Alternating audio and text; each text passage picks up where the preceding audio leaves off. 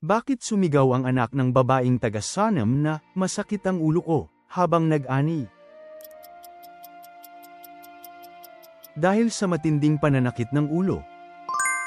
Paano hiniling ni Estera na ituring ang kautusang isinulat ni Haman laban sa mga Judeo?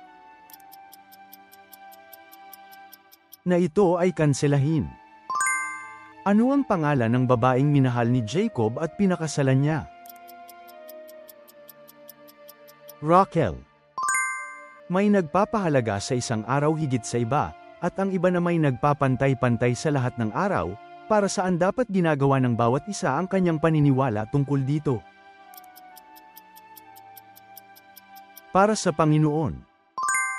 Ayon sa Roma, huwag ninyong tularan ang takbo ng mundong ito, kundi magbago kayo sa pamamagitan ng ano?